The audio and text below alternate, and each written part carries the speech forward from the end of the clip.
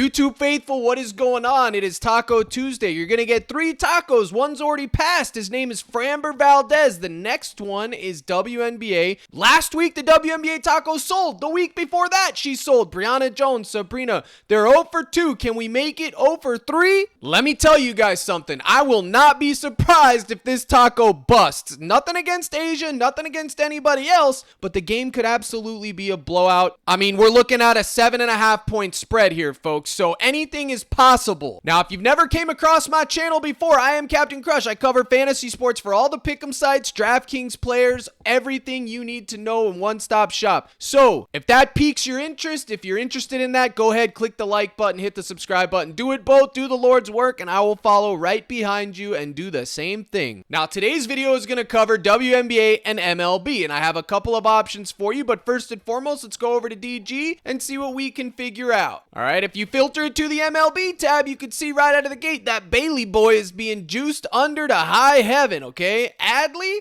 under half a single, Lil Crispy, -148 on Caesars. That's going to get removed, point blank. In fact, if I click refresh, I already know that that's going to be gone. And just like that, it's gone, okay? Bailey Ober, less 6.5 Ks is -140 to go under on Pinnacle. Logan Gilbert, over 5.5 Ks. I was actually toying and tinkering with this one, -141. Now, yesterday, they had Miller at 4.5 in the same matchup. They undervalued him, and he got 5. I think Gilbert can actually get 6. Pinnacle's juicing it hard, and I think that would be a sign for us to take the over, okay? Now, these are things you don't want to base your entire day on it, but when it's -140 on Pinnacle, you pretty much have to have some exposure to it on PrizePicks. The goal is to find 54.5% or higher. As you can see, there's only Ohtani and Ober. I don't suggest taking under on Ohtani even at 10. Remember, the fantasy point model is a little bit different because it's calculating the stats from these other books, not comparing actual physical scores. Plus, Ohtani's just on a heater right now, man. I just can't stomach taking under on a guy like Ohtani. In fact, I'm taking over on his demon today, and wherever the chips land, they land, bro. I'm going in. I'm going yard. Now, if we keep scrolling down here, we get to no man's land, the 52.5s and 52%, where basically it doesn't mean anything, okay? At this point, we're just odd shopping, trying to find value anywhere we can. And when you get down to the nitty-gritty, you're not getting any true value, but it's nice to be able to see the market data in real time all in one page. Now, like usual on PrizePicks, a lot of guys are at 1.5 that are gonna be plug plays, okay, if they haven't already been removed. Now, if you're in the Discord, you should already have that hitter list I gave you, but you can see here Matt Olson is 1.5 hits, runs, RBIs. You 100% have to have exposure to that. Not only has he been a cash cow, but they're actually playing to win games, so for that reason, he's going in the mix. It's automatic. You could take him, you could take Ozuna. Ozuna, unfortunately, is a goblin at 1.5,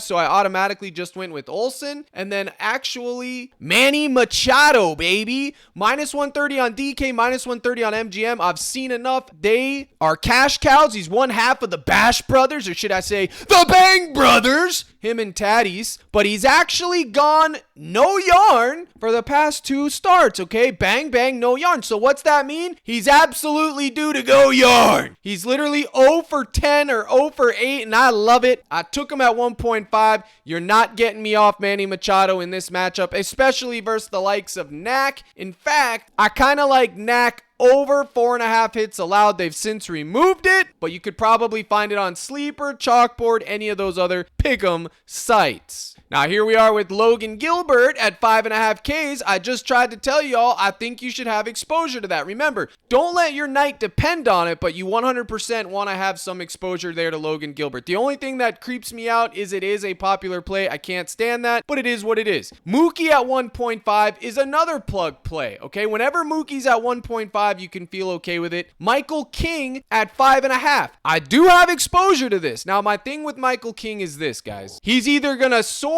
probably to 6 or 7, or he's going to get 3 to 4, okay? Range of outcomes, 3 to 7. His line is perfectly set. The Dodgers do strike out. I'm not worried about that, but unfortunately, Michael King, when you need him the most, he seems to disappear. Now, as far as Gilbert's concerned, Houston hasn't been striking out a lot or overall, but it doesn't matter, guys. Any given game, they can strike out. Those season-long statistics and last 30 days are calculating all the pitchers they've faced, the relief pitchers, everything. That's how those are factored in. Logan Gilbert's a solid pitcher. Michael King is a solid pitcher. I think either one of these two are fine. Obviously, their gobbies would be optimal. My two favorite hitters would be Olsen and Machado. And then there is a lot of 1.5s today that I do like. Now, I'm trying to make this video quick so I don't have to go into a lot of data, but you're just going to have to take my word for it. I will cover it today in the live stream today at 5 Central, but just scroll through the list and you can see we have tons of options here, you guys. Now, real quick, take a look at Manny Machado's last 20 over 1.5 hits, runs, RBIs. You can see in the last 20 starts, he's only gone 2 games in a row without getting 1.5. So now he's gone 2 games without getting it. We can feel pretty good about that. He's going to go back to his average, which is getting 2 hits, runs, RBIs, which is what we're going to need to cash. Now, if you look at the head-to-head data, there's not too much there for this season, but they did play on July 31st. He got there again on July 30th in a back-to-back. He had a 3-game stretch in May where he absolutely didn't get anything, and that's that. I'm not worried about Knack, y'all, okay? I'm not worried about Knack. I'm going to take my shot with Manny. I love the fact that he's due. I think Tatis is also just as much in play. Now, a lot of these teams are eliminated. They're playing for nothing. My Pirates is on there. That's why I'm not wearing the Pirates hat today. They're out of the mix. But any of those that are still fighting for wild card spots, etc., you could target them. They're going to be trying to win games, you guys. The best thing to do about these MLB 1.5 and 2.5 is make a list. So let's just say you want to take 6 of them. Find your favorite 6, put them in a list, and just start banging and clanging and banging. 2-mans, 3-mans, 4-mans. Hopefully, if you have a 6-man list, you can get 4 out of the 6, and then you'll land on a 3-man, a 4-man, a 2-man, and get it right. That is the goal. That is what you're trying to achieve. Now, if you go over here to pitching outs, you can see one Bowden Francis at 17.5. Now, if you pair this with any random stat, it's going to pay you 2.5x, as you can see. I'm not taking Tanner, but I'm just showing you as an example. So if you do want to use Mr. Bowden as a little bit of a 2.5x pair, he's absolutely fine. Let's see if we can pull him up. Managers seem to let him go the distance. Take a look. Look at his last 10 starts. He doesn't have a lot of starts, but starting on August 12th, 21, 21, 24, 21, 18, 24, 18. I'm not too really concerned with the matchup. Boston's either a master class or a disaster class, but I absolutely think he can get 18 pitching outs in this spot, okay? Boston has just been crumbling lately. I don't know why, but that's a story for another day. So Bowden should be in your player pool. Mr. Bowden. I ain't talking Bobby Bowden, you FSU fans. You'll know what I'm talking about. We talked about Gilbert. I think Brandon Pfaadt is interesting, if you would. He's literally facing the Giants. It's a good matchup. I just can't seem to pull the trigger on it. It did give me some type of interest. I just can't pull the trigger on it. Maybe you find something in there you like. Same thing with Eovaldi. I took Eovaldi's Gobby. I think it was 4.5. I think that was the move. I had Justin Steele at 4Ks. They now only have him as a Gobby, so now I'm off of it. Pretty simple stuff. And then my favorite demon today would most likely be Ketel Marte. Absolutely, he's a home run hitter. 2.5 hits, runs, RBIs. I think this is absolutely in play, especially since he just didn't get there. And then Tovar, the Rockies are playing in Colorado at Coors Field. Listen, he could go yarn. There's a reason they don't have a 2.5 hits, runs, RBIs demon for him, okay? They have a bases demon, they have a doubles demon, but my favorite demon for Tovar would be his RBIs, okay? Absolutely think he can get an RBI here. I think his bases is fine too. I don't like the bases as much as I like the RBIs, but it is in play, okay? That is a very hitter-friendly stadium, y'all. Ballpark, I should say. Any one of these Rockies is in play, and on the flip side with the St. Louis, you got Newt Barr, who's got a demon at 2.5. I think something like that is in play too, but honestly, I'm mainly going to be focused on the likes of the Rockies. Charlie Blackmon, Blackbeard, if you will. He's got a demon at 2.5. He's always in the mix. You got McMahon at 2.5. Any of these three, any of these hitters, this game could be a full game stack and could absolutely go yarn, guys, okay? Make sure you pay some attention to that game. And then obviously, does it even need to be said, y'all? Gotani is always in the mix. He's always in play. His 2.5, whenever it's a demon, I don't care if it's Nolan Ryan pitching. You dig? I don't care. Otani at 2.5. 2.5 hits, runs, RBIs. I always take a shot for a demon payout. Why not? The man's walking, talking history, okay? So now let's transition over to WNBA, but before we do, let's plug the cord. Now, yesterday was hit and miss, okay? I had a lot of stuff go right, and unfortunately, Cook's attempts go wrong. Now, that game was absolutely dog water, but if you were at the live stream, then you would have had a chance to make coin. Right here, this was the two-man I gave out on the live stream. This was my favorite two. I should have nuked it. I didn't, but it's still fine. Thomas and Shakir, I loved that combo. I loved Eckler over receiving yards, cash. Duran and Rodriguez, I loved both of these guys. That was given out already. Then I had these. Cook over TD, Cash, Allen over rush yards, Chase less. What did I tell you guys? 6 receptions, 100 plus yards, and 2 TDs. Exactly, nailed him perfectly. And Jaden Daniels over 18.5 completions, Cash. How about Jaden Daniels, man? That kid is him. There's such a ridiculous skill gap between him and the likes of Bryce Young and Anthony Richardson, all right? Even. Eckler and Thomas, James tailed, good for him. I had a lot of right calls on that live stream. We talked about Chase anytime TD. Christian Kirk fantasy cashed. But I'm telling y'all, okay? I'm telling you guys right now, it's not normal for what happened yesterday with Cook. I scripted that game as good as you could, okay? I had Trevor Lawrence under 4 rush attempts cash. I had him throwing from behind. That means Gabe Davis should have soared on receptions. He hooked, but he got hurt in the fourth quarter. The game was over anyways. Christian Kirk fantasy over, cashed that. Had the combo with Thomas and Shakir, but the Bills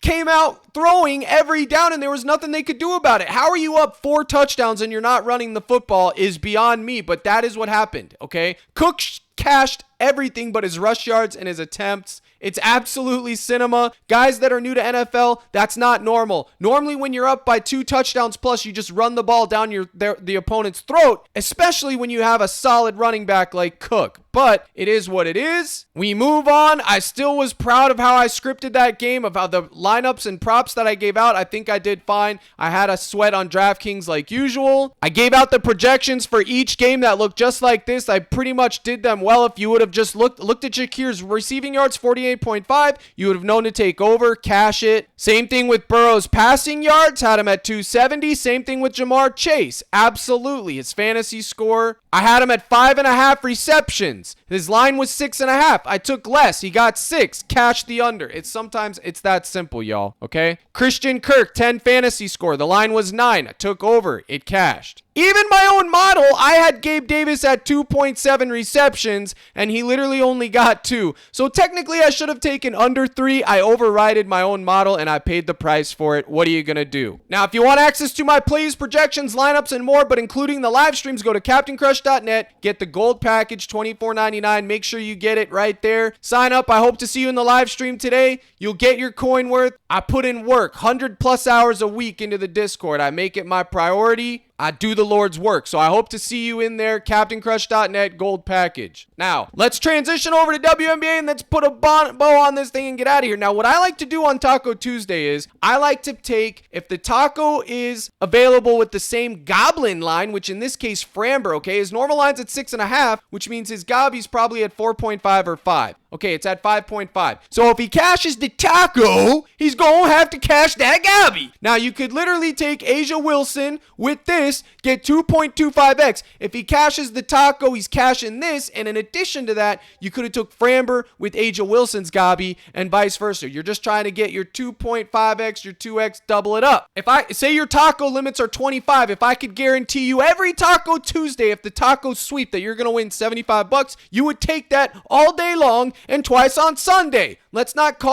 kid ourselves, all right? Don't be greedy. Greed kills. So that right there is a pair you could use if you will, okay? That would be optimal pair. Now, it is the WNBA playoffs, but it's still WNBA and it still has a tendency to be poverty. Now, we go over to the WNBA first half. I told people last time, the only way to cook this is if you're looking at first half fantasy score and you actually want to claim that you cook, you better know how many minutes they're playing, because if you're taking over or under on a first half fantasy and you don't know that answer, then you didn't cook anything. You're just going by recency bias. You're literally just guessing, and I'm not interested. That's not cooking. It's guessing. Miss me with it. This is not cooking. Oh, well, 23, 14, 15. Okay, she's averaging under, so I'm going to take less. That ain't cooking. Okay, that's called recency bias. It's guessing. It's called you're going to be depositing at the end of the week. That's what it's called. It ain't cooking. Miss me, okay? Miss me. That ain't cooking. Now, the way to cook, find out how many minutes the woman's playing, okay? For NBA, WNBA, it doesn't matter.